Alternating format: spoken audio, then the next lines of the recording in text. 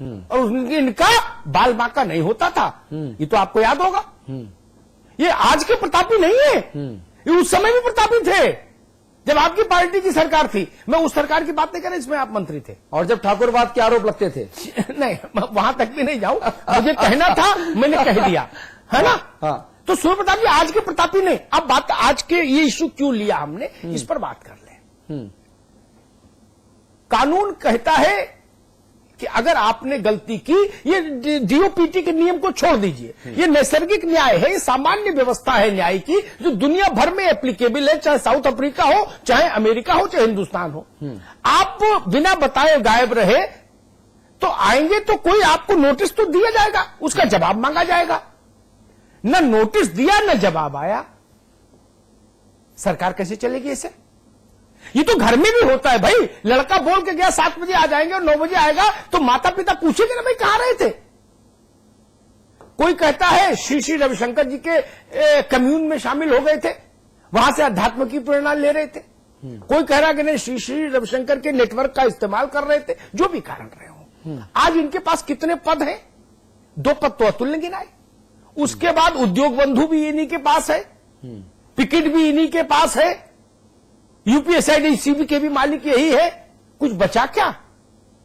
और अगर सरल भाषा में कहूं अपने गाजीपुर से गाजियाबाद तक के दर्शकों के लिए, तो वो अवस्थापना वगैरह समझ नहीं पाएंगे। औद्योगिक विकास, अवस्थापना, इतने भारी भरकम शब्द। सरल भाषा में कहूं तो नोएडा और ग्रेटर नोएडा जैसी कामधेनु जिसके अधीन आती है, ये उस विभाग के मालिक मुख्तार बनाए गए हैं। इस सरल भाषा में जो समझ में आ जाएगी गाजीपुर से गाजियाबाद तक आदमी को, ये उस विभाग के मुखिया बनाए गए हैं जिसके अधीन नोएडा और ग्रेटर नोएडा जैसी कामधेनु है। बलिया में क्या रखा भाई बताइए? गोली चल रही वहां तो। गाजीपुर में क्या रखा? सूखा पड़ रहा। जो कुछ है वो तो यही है ना, सेंट्रलाइज्ड मलाई तो यही है। इनको पद दे दिया गया। अटकल लगी राजधानी के सियासी हलकों में। शिव प्रताप जी के पास भी बात आई होगी कि शायद जब ये वापस आ रहे थे तो अटकल हुई कि ये मुख्यमंत्री के प्रमुख सचिव बनाए जाएंगे। वो मामला लीक हो गया तो मीडिया में उछल गया तो वो पोस्टिंग रह गई। तब इनको कहा गया कि भाई ठीक है, आगे पीछे देखेंगे, लेकिन अभी तत्काल के लिए आपको एक सम्मानित जगह दे देते। क्या ऐसा उपकार, क्या ऐसा फेवर, क्या ऐसा स्नेह और दुलार इस सरकार ने किसी दूसरे अधिकारी के लिए दिखाया? क्यों नहीं दिखाया? फिर दुर्गा शक्ति नागपाल के एक नौजवान लड़की का क्या दोष था? अगर 9 साल गायब रहने वाले आदमी को आपने बुला के उत्तर प्रदेश की सबसे महत्वपूर्ण कुर्सी सौंप दी, आज आप बिड करा लीजिए, आज अधिकारियों में रेफरेंडम करा लीजिए कि प्रमुख सचिव बनना चाहते हो, जावेद उस्मानी की कुर्सी चाहते हो या सूर्य प्रताप की, तो लोग कहेंगे सूर्य प्रताप वाली कुर्सी चाहता हूं। करा लीजिए रेफरेंडम। गलत कहूं तो बताइएगा मुझे। शिव प्रताप जी गलत तो नहीं कह रहा। चीफ सेक्रेटरी की कुर्सी में कुछ नहीं है सिवाय कांटों के और डांट खाने के।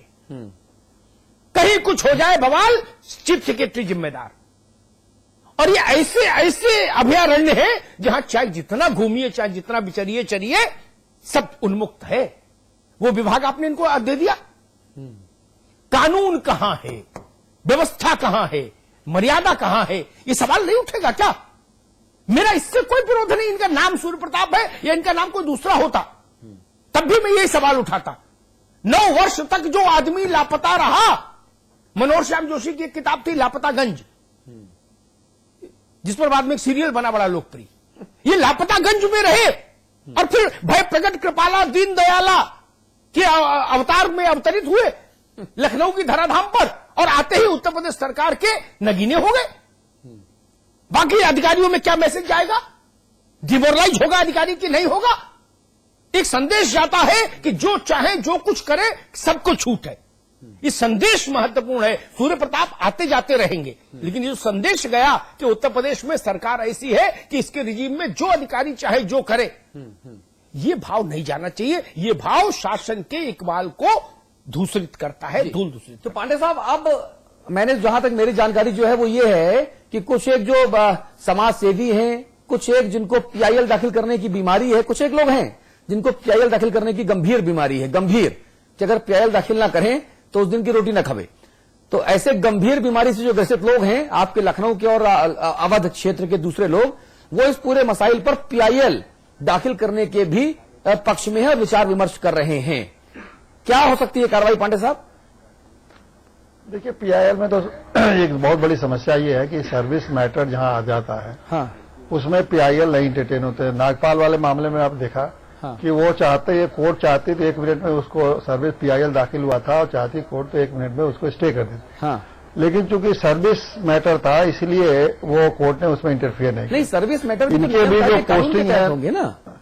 हाँ, नहीं, सर्विस मैटर के लिए भाई जो 1969 में जो कंडक्ट रूल बुक बनी थी आईएएस आईपीएस सेंट्रल गवर्नमेंट के जो कर्मचारी हैं उनके लिए, ऑफिसर्स के लिए, तो ये सब लोग तो उसी से गवर्न होते हैं ना पांडे साहब। पांडे जी, हाँ, लेकिन है तो ये सर्विस मैटर, सेवा संबंधी पांडे जी, दुर्गा नागपाल के मामले में हाई कोर्ट ने 2 बातें बड़ी महत्वपूर्ण कही। एक तो दुर्गा के कंडक्ट की जी भर के तारीफ की, जितने शब्द जजेस के कमांड में थे, एक बात सुन लीजिए। और दूसरी बात, जब वकील ने कहा कि इसको स्टे कर दीजिए, तो कोर्ट ने ये नहीं कहा कि हम स्टे करने के लिए नहीं चाहते। उसने कहा कि जो पीड़ित है, अगर वो आया होता अदालत तो हम इस विषय पर सोचते। लेकिन चूंकि थर्ड पार्टी आई है तो मालिक और नौकर का रिश्ता है, इसमें से कोई एक पक्ष आएगा तो हम फैसला सुनाएंगे, इसलिए उसने दखल नहीं दिया। नहीं, बिल्कुल यही कह के कि चूंकि ये सेवा के मामले में जो पीड़ित है उसे ही आना पड़ेगा। बिल्कुल अग्निहोत्री जी सही कह रहा है, जो सेवा के संबंधी मामले हैं उसमें पब्लिक इंटरेस्ट लिटिगेशन नहीं हो सकता है, जो पीड़ित पक्ष है उसे ही आना पड़ेगा। हाँ। तो इस मामले में भी अगर ये जैसे इनका सेवा संबंधी क्यों नहीं इनसे जांच किया गया, क्यों नहीं इनको सस्पेंड किया गया, 4 साल तक कहाँ थे, ये जो अगर इससे कोई पीड़ित है तो आ सकता है कि साहब इनके खिलाफ कार्रवाई की जाए, क्योंकि ये इनके खिलाफ अगर कार्रवाई नहीं होगी तो ये सेवा में कैसे बन सकते हैं, जबकि ये पलायित थे, भागे हुए थे, एक तरह से कहा जाएगा एब्सकॉन्डर थे। तो ये इसमें, लेकिन उस हर चीज की थोड़ी संभावना पीआईएल में होती है। पीआईएल में इसलिए इसमें संभावना बन सकती है कि ये बाहर सेवा में थे, बिना यह जांचे हुए कि इन्हें कोई कहां थे और कैसे थे, अगर किसी पब्लिक पोजीशन पे इनको रखा जाता है, हाँ। तो ये रखना जो है ये रूल ऑफ लॉ के खिलाफ है। ये रूल जो नियम है, नियमावली है देश की, प्रदेश की, कानून की जो नियमावली है, हर आदमी रूल ऑफ लॉ सबसे महत्वपूर्ण होता है। हाँ, हाँ। तो रूल ऑफ लॉ का यह टोटल वायलेशन है, पहले डिसरिगार्ड कहिए, टोटल उसकी उपेक्षा की गई है। हाँ। तो अगर रूल ऑफ लॉ के आधार पर कोई जाता है कि साहब यहाँ प्रदेश में तो कोई रूल ऑफ है नहीं, हाँ। इसे मनोबल तमाम अधिकारियों को गिरेगा कि जो आदमी एब्सकॉन्डर है, जो आदमी प्रदेश से बाहर भगा हुआ है, उसको आप बुला के तुरंत पद दे जा रहे हैं, और जो लोग यहाँ मुश्किल से यहाँ खप रहे हैं, ईमानदारी और सच्चाई का काम कर रहे हैं। एक बात और जोड़ूंगा, आप बताइएगा सही है गलत, मैं विद्यार्थी तो हूं नहीं लौका, लेकिन मेरी सामान्य बुद्धि ये कहती है कि अगर जो पीआईएल दायर करने की सोच रहा हो, ये सोचे, वो इस बिंदु को भी दिमाग में रखे। अगर केवल एक बिंदु पर पीआईएल दायर हो तो मेरी बुद्धि कहती है पीआईएल एक्सेप्ट होगी, कोर्ट उसका संज्ञान लेगा। वह बिंदु ये होगा कि इन 5 वर्षों के या 4 वर्षों के घनघोर अज्ञातवास, 9 वर्ष का टोटल अज्ञातवास, उसमें 4 वर्ष का, 5 वर्ष का घनघोर अज्ञातवास। इस घनघोर अज्ञातवास काल में ये किन लोगों के संपर्क में रहे, किनके लिए काम करते थे, कौन इनके लिए काम करता था, इनकी आजीविका क्या कैसे चलती थी, इन तथ्यों को बिना प्रमाणित किए सरकार ने इनको महत्वपूर्ण पद पर बैठाल दिया। ये सुरक्षा के लिए संकट का विषय है, इस शासन की शुचिता और मर्यादा के लिए संकट का विषय है। मुझे लगता है ये भी अपने में एक वैलिड पॉइंट बनता है। नहीं, सुरक्षा और ये तो बड़ा वेग है, लेकिन ये बिल्कुल वैलिड पॉइंट बनता है कि जो कानून, रूल ऑफ लॉ है, जो रूल कहता है कि इस हिसाब से प्रदेश को चलना चाहिए, देश को चलना चाहिए, जो नियम कहता है कि ऐसे चलना चाहिए, उस नियमों का घोर उल्लंघन है इस मामले में।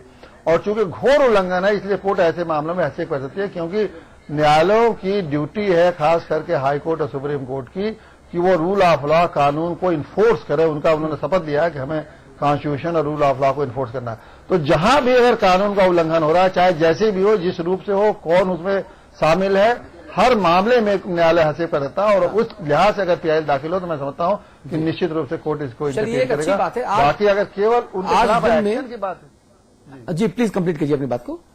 नहीं, लेकिन केवल अगर सेवा संबंधी के साथ इनके खिलाफ इनको इंक्वायरी किया जाए, इनको सस्पेंड किया जाए, इनको ये पद न दिया जाए, तो वहां थोड़ा पीआईएल के लिए थोड़ी मुश्किल होगी। ठीक है, लेकिन वो थोड़ी वहां मुश्किल होगी। ठीक है। कल और आज पिछले 3 दिनों से हमारे साथ हमारे कुछ एक मित्र जो सुप्रीम कोर्ट ऑफ इंडिया में प्रैक्टिस करते हैं, वकील हैं, हमारे कुछ एक मित्र जो वरिष्ठ प्रशासनिक अधिकारी हैं उत्तर प्रदेश में और इलाहाबाद हाईकोर्ट में, लखनऊ बेंच में और इलाहाबाद में प्रैक्टिस करते हैं, जिनसे हमारी कम से कम 4-5 लोग ऐसे हैं जिनसे हमारी बातचीत हुई, जो पीआईएल के मुद्दे पर विचार कर रहे हैं। उन सब के लिए एक अच्छी खबर जरूर है कि आप इन बिंदुओं को जो हम डिस्कस कर रहे हैं, इन बिंदुओं पर आगे चल के आप PIL public interest litigation file कर सकते हैं। Shukla ji, final comment please. Final comment यही हो सकता है कि मुझे लगता है कि राज्य सरकार को अपने फैसले पर एक बार विचार करना चाहिए और ये उनके 4 साल के अज्ञातवास पर पहले स्पष्टीकरण ले लेना चाहिए। हाँ। उसके बाद अगर उनको लगता है कि बहुत अधिक उनकी विद्वता है तो उस विद्वता के अनुसार उनको ऊपर देना चाहिए। आज जो उन्होंने दिया है वो साफ कर दिया है कि सरकार कहीं न कहीं कटघरे में है, उसको कटघरे से बाहर अपने को सिद्ध करने के लिए काम करना चाहिए। चलिए, एक बात मैं और बता दूं कि हमारे साथ जंतु उद्यान विभाग के राज्य मंत्री एसपी यादव साहब आने वाले थे। उन्होंने बाकायदा स्वीकृति दी थी कि हम आपके इस लाइव कार्यक्रम में शामिल होंगे, लेकिन पता नहीं क्या मजबूरी है कि आज भी सत्तारूढ़ समाजवादी पार्टी का कोई भी रिप्रेजेंटेटिव इतनी बड़ी बहस में पार्टिसिपेट करने के लिए अवेलेबल नहीं है। ये समाजवाद का शायद एक और नया उजला उभरता हुआ चेहरा है। अखिलेश जी, आप देख लीजिए, आप कहते हैं कि पत्रकारों के लिए हमारे दिल में बड़ा सम्मान है, आपके दिल में होगा, बाकी लोगों के दिल में जो सम्मान है वो मुझे नजर नहीं आता, क्योंकि आप टाइम देते हैं, हम टाइम लेते हैं। अतिथि देवो भव की हम परंपरा का निर्वहन करने के लिए करबद्ध खड़े रहते हैं, लेकिन आप आते नहीं। हम यानी जनता, हम यानी 20 से 22 करोड़ हमारे दर्शक, जिनके हम प्रवक्ता हैं। आप सरकार के प्रवक्ता हैं, आप पार्टी की नुमाइंदगी कर रहे हैं, लेकिन आप सरकार जो जनता के द्वारा बनती चुनी जाती है, अखिलेश जी, आपकी सरकार के, आपकी पार्टी के कतिपय तथाकथित स्वयंभू प्रवक्ता जनता के प्रवक्ताओं के सामने आने से पता नहीं क्यों झिझकते हैं, क्यों डरते हैं। ये किस तरह का समाजवाद है माननीय अखिलेश जी, माननीय मुलायम सिंह जी, ये आप लोगों को तय करना होगा, क्योंकि छोटी छोटी खबरों पर बड़े बड़े एसएमएस भेजने वाले और दिन में 4 बार फोन करके हमारी जान खा जाने वाले नेता कि भैया इस खबर को ऐसे चलाना, भैया हमारा नाम बताना, भैया ये एंगल देना, वो नेता इतने बड़े खबर पर कहां है? एसपी यादव साहब, मैं निंदा करना चाहता हूं आपकी कि समाचार प्लस पर आपने आने की स्वीकृति दी, लेकिन आप इतने गंभीर मुद्दे पर अपनी गंभीरता को खुद आपने तरल कर दिया, विरल कर दिया। यह समझना पड़ेगा। अमिताभ जी, संवाद की टिप्पणी। देखिए, जो मैंने पहले बात उठाई थी सीबी पांडे जी ने कहा कि वेग बात हो जाएगी, मुझे लगता है वो वेग बात नहीं है। जब आप महत्वपूर्ण सरकारी पद पर बैठते हैं तो आप तमाम तरह की गोपनीय सूचनाओं से रूबरू होते हैं। उससे उन गोपनीय सूचनाओं तक आपकी एक्सेस दी जाए, उससे पहले आपकी चरित्र कैसा है ये तो जांचा जाएगा ना। आप 5 साल 4 साल सरकार के रडार से दूर रहे, इसलिए जब आप दोबारा आएंगे तो एक आंख दिखावटी ही सही, आई वॉश ही सही, एक अग्नि परीक्षा का कुछ तो रूप होगा। ऐसा कैसे हो सकता है कि 5 साल फरारी काटी और उसके बाद आके फिर कलेक्टर हो गए बदायूं में? ऐसा थोड़ा हो सकता, किसी कानून के तहत नहीं हो सकता, किसी रूल बुक की तरह के तहत नहीं हो सकता कि 5 साल कलेक्टर गायब हो गया और फिर आया और फरुखाबाद में कलेक्टर हो गया। 5 साल उसने क्या किया, कहां रहा, किसके साथ रहा, किससे नेक्सस था, नहीं था, भला रहा, बुरा रहा, जो भी रहा, मैं कोई निर्णय नहीं करता, जजमेंटल नहीं हो रहा, लेकिन ये पता तो होना चाहिए 5 साल आपने क्या किया। कैसे चार्ज मिल जाएगा किसी भी पद का? चुंगी का ही चार्ज कैसे मिल जाएगा? ये तो बड़े पद हैं, छोटे ही पद हो, कैसे मिल जाएगा? कोई दरोगा लापता हो जाए 5 साल और उसको थाना दे देंगे आप बुला के, वो पता लगता है 4 साल केवल अपराधियों से नेटवर्किंग करके आया हो। उसकी जांच होनी चाहिए, उसकी पड़ताल होनी चाहिए, और अगर ऐसा सरकारें करने से चूके तो उनमें फिर अदालत को दखल देना चाहिए। सरकार के लिए ज्यादा पारदर्शी चीज होती, वह जनता के सामने, देश के सामने, प्रदेश के सामने एक जस्टिफिकेशन तो रखती। ये तो बताती कि भाई ये 5 साल बाद, 4 साल बाद, 9 साल बाद प्रकट हुए तो हमने इनसे ये पूछा और उसके एवज में इन्होंने ये बताया। उसके बाद भी आपके पास अधिकार था यह देने के लिए। जो आप इनको देना तय कर लिए थे वो देने का हक आपको था, आप फिर दे देते, लेकिन एक रस्म तो निभाते कम से कम। मुंह पुछाई सही, मर्यादा की मुंह पुछाई कर लेते, कानून की मुंह पुछाई कर लेते।